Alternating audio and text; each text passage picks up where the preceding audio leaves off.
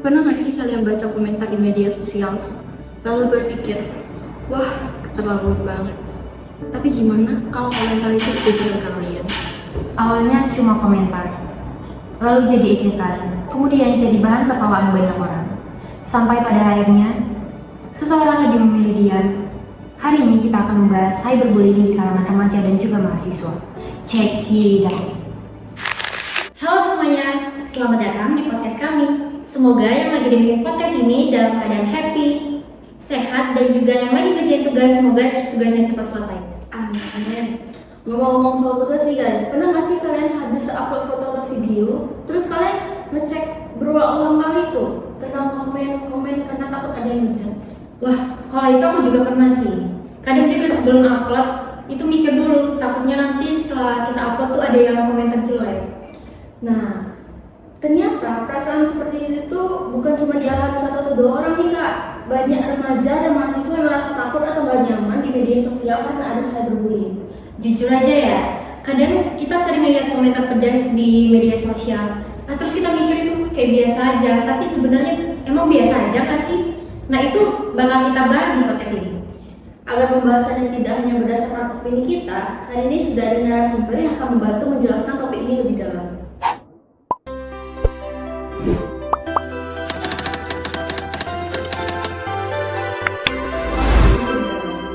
Sebelum kita mulai, aku penasaran deh. Kamu pernah gak sih lihat orang yang mengalami kejadian cyberbullying itu? Kalau mengalami langsung sih enggak ya kak, tapi aku pernah lihat postingan di TikTok yang akhirnya dihapus karena banyak komentar negatif tentang penampilannya. Aku juga pernah lihat kasus yang seperti itu. Yang bikin sedih tuh kadang-kadang orang-orang yang berkomentar itu menganggap itu cuma bercanda. Padahal kita nggak tahu apa yang dirasakan orang yang menerima komentar tersebut. Nah, supaya kita nggak cuma berasumsi dan bisa memahami isu ini dari sudut pandang yang lebih luas, kita langsung aja ngobrol dengan narasumber kita hari ini. Halo kak, apa kabar kak? Baik. Boleh perkenalkan dirinya? Perkenalkan, nama saya Triando Frieden Faza, bisa dipanggil Triando. Oke, halo kak Triando. Halo Kak Triando. Sebelumnya terima kasih sudah bersedia meluangkan waktunya untuk berbagi bersama kami. Sebagai pembuka, mungkin masih banyak dari teman-teman sekalian yang sering mendengar istilah cyberbullying, tetapi belum benar-benar memahami nih konsep maknanya. Nah, menurut kakak nih kak, apa sih itu cyberbullying kak? Cyberbullying ini secara sederhana yaitu perundungan atau bullying tradisional yang pindah rumah ke dunia digital. Jadi orang seperti misalnya upload di TikTok atau di IG. Nah, orang-orang yang cyberbullying ini ialah orang yang menjudge lewat komentar itu. Jadi kalau dipikir-pikir, cyberbullying ini memang dekat banget ya Kak di kehidupan kita. Bahkan mungkin tanpa sadar kita pernah melihat kejadian ini di media sosial. Bener banget, bener-bener sumpah. Dan yang menariknya itu kak, kadang tuh pelakunya bukan hanya orang yang gak kita kenal, tapi justru teman sebaya kita, sesama mahasiswa atau orang yang ada di dunia. Nah, saya penasaran, menurut Kakak, seberapa sering sih cyberbullying ini terjadi di kalangan remaja saat ini? Menurut saya tuh sangat sering, bahkan trennya terus meningkat secara signifikan. Berarti kasusnya memang masih cukup sering terjadi ya kak? Tuh. Kalau menurut saya, salah satu alasan cyberbullying masih banyak di media sosial itu karena sudah menjadi bagian dari kehidupan kita sehari-hari. Jadi hampir semua orang zaman sekarang tuh punya media sosial. Benar, saya setuju sih dengan kakak. Bahkan banyak orang yang lebih aktif di dunia sosial, digital daripada berkomunikasi secara langsung. Nah, menurut Kakak, apa sih faktor utama yang membuat seseorang akhirnya melakukan cyberbullying? Kalau menurut saya mungkin karena beda merasa iseng penonton dari TikTok atau Instagram itu, dia merasa bahwa konten yang dibuat oleh pembuat itu tidak relate dengan tren TikTok atau kehidupan sang penonton. Jadi merasa kayak dia menonton dari video unggahan di TikTok atau Instagram itu, dia merasa aneh dan janggal. Maka merasa dia mengkomen atau menjudge, iya apa sih ini gitu. Berarti jujur janggal kan kak? Iya, jujur janggal. Tapi bentar ya, aku tuh pernah lihat ya nih di TikTok tuh. Terus kan aku emang suka scroll scroll TikTok nih, terus aku lihat komen-komennya tuh kayak apa ya, mereka tuh kayak berkomentar kasar, terus kayak bilang kan cuma bercanda gitu. Iya, padahal kalimat cuma bercanda ini kayaknya sering banget dipakai untuk membela diri. Padahal belum tentu orang yang menerima komentar itu menganggapnya lucu. Nah, kalau menurut kakak tuh, batasan tertentu yang membuat sebuah candaan berubah menjadi cyberbullying itu gimana? Kalau misalnya sebuah candaan berubah menjadi cyberbullying, menurut saya ketika dia udah menjudge dari mungkin dari fisik, ekonomi, pertama dari dua itu sih menurut saya. Jadi misalnya dari dua itu ntar bakal keberlanjutan sampai ke yang lain-lainnya. Jadi ya dari situ awalnya. Dari situ awalnya. Berarti tuh nggak bisa diterima sebagai bahan candaan ya kak ya? Nggak bisa dong. Bisa ya. Terus aku juga sempat baca bahwa zaman sekarang tuh banyak banget korban bullying yang mengalami stres, kecemasan, bahkan kehilangan rasa percaya diri mereka karena komentar-komentar yang mereka terima itu secara terus-menerus membuat mereka itu jadi down. Nah, ini kadang nggak terlihat sih kak, karena dari luar mereka mungkin terlihat biasa aja. Kalau kita lihat dari luar, mungkin korban terlihat apa sih?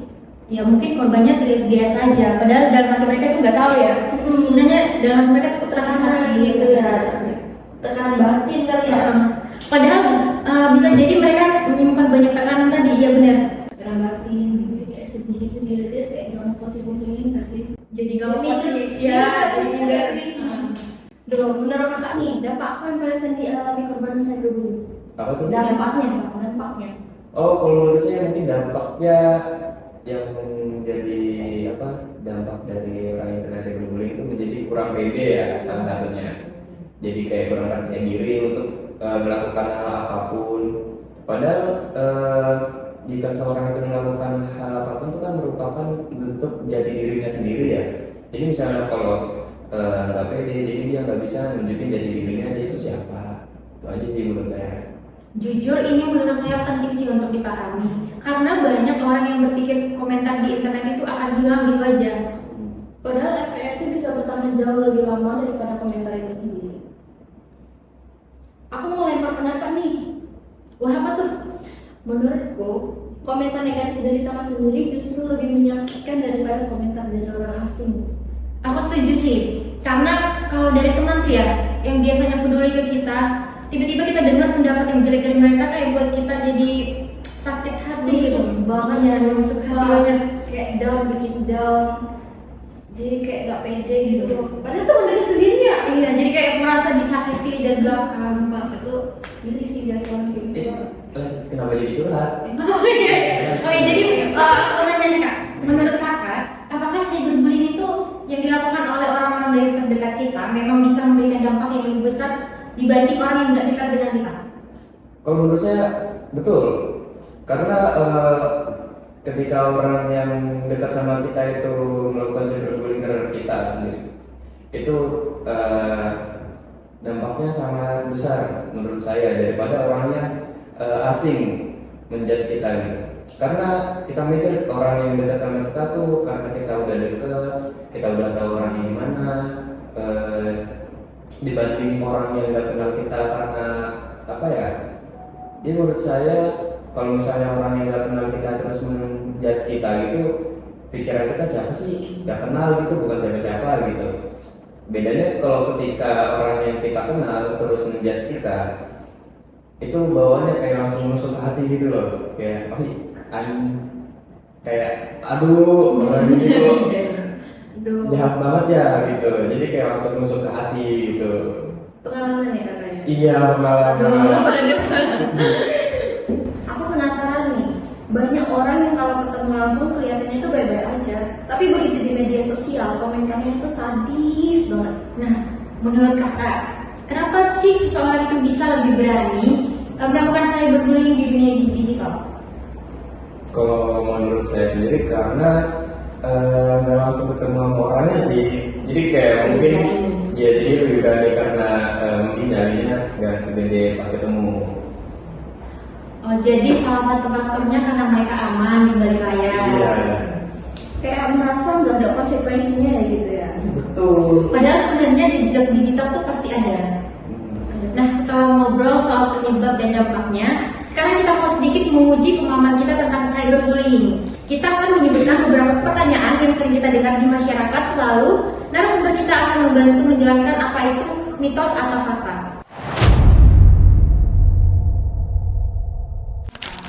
Oke, sekarang kita main game kecil-kecilan nih, namanya mitos atau fakta. Nah, kita kasih pertanyaan, lalu nanti narasumber menjelaskan. Pertama, mitos atau fakta? Cyberbullying itu cuma bercanda. Mitos. Alasannya kenapa? Kenapa?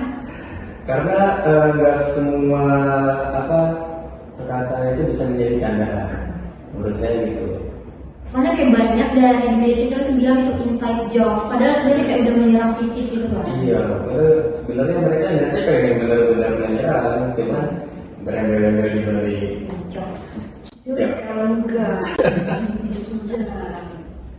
Mitos atau fakta yang kedua nih, kalau dilakukan di internet dampaknya nggak sepengaruh bullying secara langsung. Enggak juga. Tapi mitos. Apa tuh alasannya?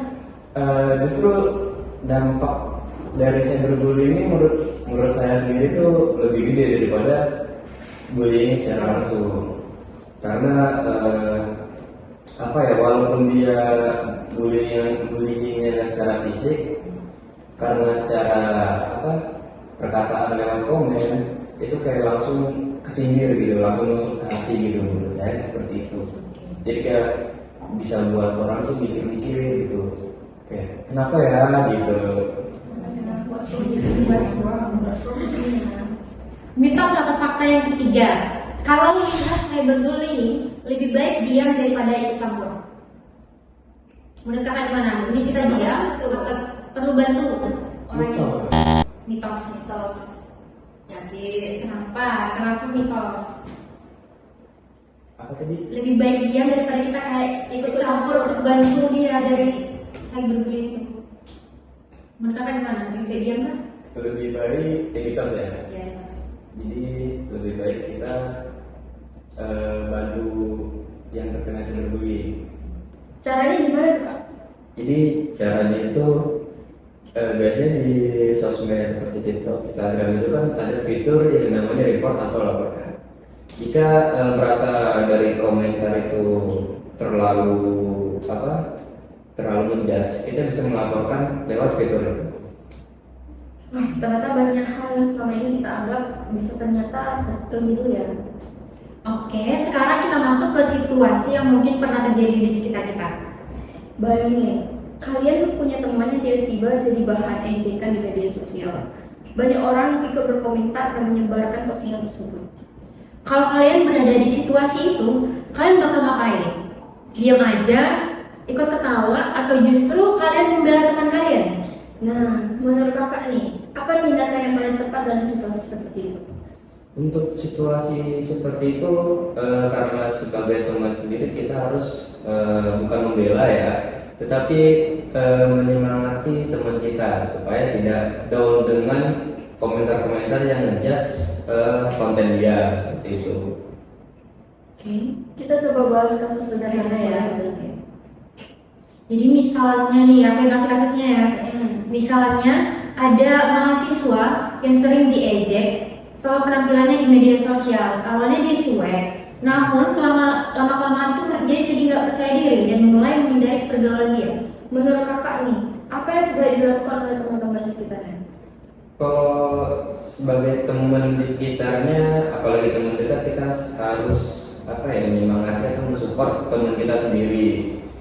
Ya karena style itu semua orang punya selera masing-masing, nggak semua orang harus mengikuti style orang ngejudge itu. Kita kan punya style, ibarat kayak saya dengan anda kan beda nih istilahnya. Nggak harus semuanya sama kan.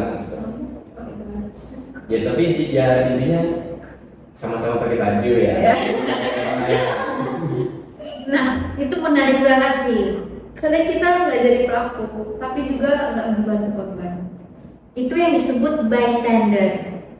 Menurut kakak nih, kenapa penting bagi kita untuk menjadi upstander, yaitu orang yang berani membantu korban? Mengapa kita harus berani menjadi orang yang membantu korban?